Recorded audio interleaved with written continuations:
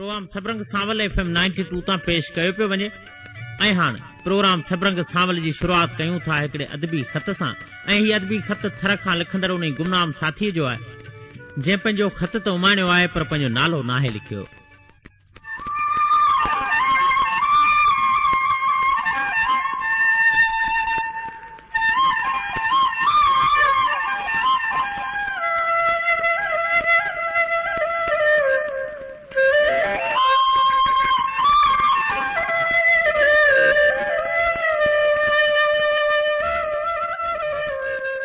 हाँ वॾिन वेकिरिन भिटुन में आबाद वॾे ॻोठ जे विच में सिन सां सिंगारियल साॻियूं चौरो उहो ई पुराणो रेडियो 92 जी साॻी फ्रीक्वेंसी चंड जूं झातियूं भिटुन जूं छातियूं चढ़न जो आवाज़ प्रोग्राम सबरंग सावल सिलसिलो अंदर जा एहसास अदा बशीर उढेजे जो आवाज़ प्रिय मुल्क जहिड़ियूं तहरीरूं नए नींह जहिड़ा नज़म गज़ल गीत वायूं बैत ऐं माज़ी यादि ॾियारींदड़ महबूब मौसीक़ी ॿुधंदे मूं मिटीअ जे माण्हू खे हिकिड़ो नंढो अदबी ख़त लिखण जो ख़्याल वरी बि जागी पियो आहे। मयारी लफ़्ज़नि सां इस्लाही तनक़ीद कंदे खटियूं मिठियूं सिटूं सहेड़ियां थो पोस्ट वारा पहुचाए ॾियनि त पढ़ी वठिजां।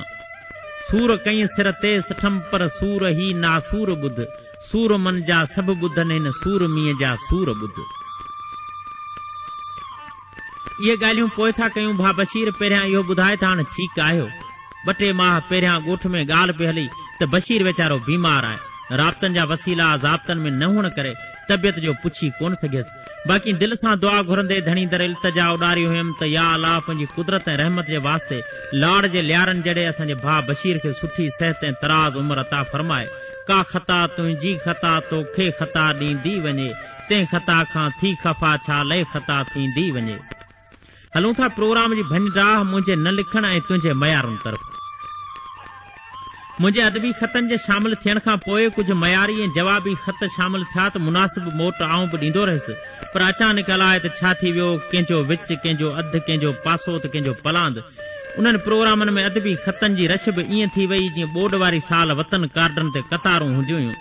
लफ़्ज़नि में गहराई हुजे न हुजे बाक़ी उन्हनि ख़तनि में भरियल तुंहिंजा थधा साह मूंखे अॼु बि ॾाढा यादि अचनि था ऐं वणंदा आहिनि। ऐं अॻु बि चई चुको आहियां ऐं अॼु बि मञा थो त तूं ठाहो को मोचारो अदीब आहीं मयारी ऐं गैर मयारी शयुनि ते कसवटी करण बि ॼाणी थो पर सचपच बशीर अदबी ख़तनि वारे वज़न खे सारियुनि वारा तोह बनाए छॾी। अदबी ख़त ईअं हुजनि जीअं इंडलठ जा रंग हिनाई हथड़नि जी ख़ुशबू कुंवारुनि जा टहक मुसाकी चपनि जूं सदाऊं उतर जूं हवाऊं सारियुनि जी सुरहाण कुंजड़ियुनि जा वलर लाड़ जूं बनियूं अछा ओटा चांडोकिन जूं छोलियूं पखियुनि जूं ॿोलियूं मेहंदी जूं थालियूं ककरनि जी कारूं भार मींहनि जा ओहीरा तितरनि जूं उॾारूं मोरनि जूं कतारूं वारी जी थदकार खुलियल वार ऐं जीअं के हसीन चेहरे ते लुॾंदड़ ख़ूबसूरत ज़ुल्फनि जूं चगूं अदबी ख़त ईअं हुजनि। हा अदबी ख़त ईअं हुजनि जंहिंमें चीच मां छिके लाथल छले जहिड़ो सूर बि हुजे त पहिरें प्यार जहिड़ो पूर बि हुजे उदासी ओसी जहिड़ो वीरानी ऐं फिराक बि हुजे त मारवी जी उछंगार ऐं ससुई जे सॾनि जहिड़ा पड़ाड़ा बि हुजनि। बाक़ी सच पुछी त अदा तो अदबी ख़त खे ईअं करे छॾियो जीअं पुराणे दौर में को ॿार हलण में देरि कंदो हो त उन ॿार खे पंहिंजे मामे वटि खणी वञिबो हो उहो मामू उन ॿार खे पेरनि में सगन जा ॾावण विझी पोइ वरी कतर सां कटींदो हो माइटनि जो ज़हन मुतमिन थी वेंदो हो त हाणे ई ॿार जल्दी हली वेंदो पोइ छो न उहो मामू ख़ुदि टंगुनि खां मंडो हुजे। अदबी ख़तनि खे एतिरो सस्तो बि न सम्झंदा। सस्तो सौदो नाहे साईं ओंजो आ वापार ॾुखनि जो तूं त ख़ुशियूं पियो रोज़ ख़रीदी मुंहिंजो कारो बार ॾुखनि जो। तो कंहिंजे अदबी ख़त में इहो बि पढ़ियो हो त मिटीअ जो माण्हू आहे बि अलाए या वई मिटी खाई न न अञा त आहियां मुंहिंजूं ई सिटूं ॿुध ऐं सम्झ पुनुअ लाइ पंध पई ॾोरियां डूंगर ॾारे डरी वेंदुसि जियां पई जग में जिन जे लाइ जॾहिं मिलिया मरी वेंदुसि। हा बशीर सचपच त सच ईअं गुम थी वियो आहे जीअं हाणे घरनि मां लालटीन बतियूं ऐं घासलेट वारा शीशा नज़र नथा अचनि जीअं घोड़ा घाणा चाकी ऐं तेल जा मट ऐं पुराणा हट नज़र नथा अचनि जीअं होड़ा ॿेड़ा बंदर ऐं सौदागर वारो वॼाए विया जीअं कांग कासिद पखियुनि ऐं न्यापनि वारो कमु दम टोड़े वियो ईअं सच वीचारो बि लॾे वियो हिन लोक मां। कच विहाणे दौर में सौदा सच कयाम नफ़ा घणा नींहं में सगर पे सोचाम तॾहिं थी प्याम घोड़ा गंघर ॾींहड़ा। ॿियो त हेल वसकारो वाह जो थियो आहे थर आयो आई अलाए न मरीड़ो लुलर पिपूं ऐं कोढीर बसि कांबा पिया भरियूं गाह गुलज़ारियूं मेघ मल्हारियूं थी पिया आहिनि बसि ईअं सम्झ त हेल खेट ऐं पेट सभु ख़ुशि आहिनि। FM 92 असांजो पंहिंजो चैनल आहे उन सां इलाही मोहबतूं बि आहिनि, पर सुहिणी मोट न मिलण ते मूं लिखण छॾे ॾिनो। लाड़ जे सदा मलूक ॻोठ में जनम वठंदड़ ऐं सालनि खां थर में छो आहियां, केरु आहियां, किथे आहियां ऐं कीअं आहियां, इहो छॾ खणी। बाक़ी जेसी ज़िंदह आहियां तेसी ताईं सिंध धरती, सच, सूंहं, भिटाई, ॿोली, अदब, शाइरनि ऐं रेडियो सां रूह जा रिश्ता जुड़ियल रहंदा। बहरहाल तव्हां ते वॾी तनक़ीद लिखी वियसि, दिलि में न कजो। बाक़ी तुंहिंजो प्रोग्राम आवाज़ ऐं अंदाज़ जे हवाले सां वाखाण करण लाइ मूं वटि लफ़्ज़ ई कोन आहिनि। इहो तॾहिं जॾहिं तूं अंदर जे जज़्बनि सां प्रोग्राम कंदो आहीं, तॾहिं बाक़ी जेको मिलियो सो नूर, जेको पढ़ियमि सो सच। बहरहाल पोइ बि ठीकु आहे, FM 92 जे सॼे सथ ॿुधंदड़ साथियुनि ऐं तव्हां खां मोकिलाणियूं कोन आहिनि। जॾहिं बि दुआ लाइ हथ खणो त मूंखे ज़रूर सारजो। ऐं उहो ई साॻियूं थर भिटुनि जे उदास राहुनि ते रुली वियल सिर्फ़ मिटी जो माण्हू। कुझु लिखियमि ऐं कुझु लिकायमि, सच त न त मच थिए मचो।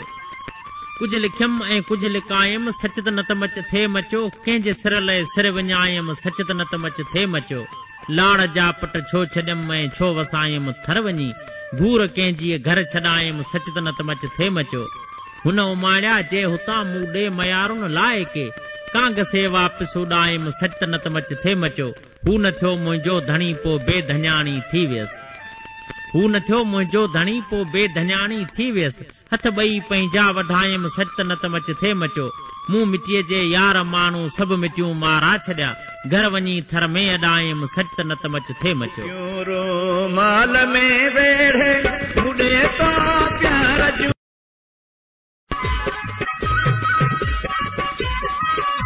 मजादी खून खुशबू इश्क कॾे नाहिन लिखी सघिया। हलन पियो हाण दुनिया में रुगो जरवार जूं ॻाल्हियूं। हलन पियो हाण दुनिया में रुगो जरवार जूं ॻाल्हियूं। मुकियो रोमाल में वेड़े बुॾे तो प्यार जूं ॻाल्हियूं। मुकियो रोमाल में वेड़े बुॾे तो प्यार जूं ॻाल्हियूं। ॿुधायां कहिड़ियूं दुनिया खे तो जहिड़े यार जूं ॻाल्हियूं। ॿुधायां कहिड़ियूं दुनिया खे तो जहिड़े यार जूं ॻाल्हियूं।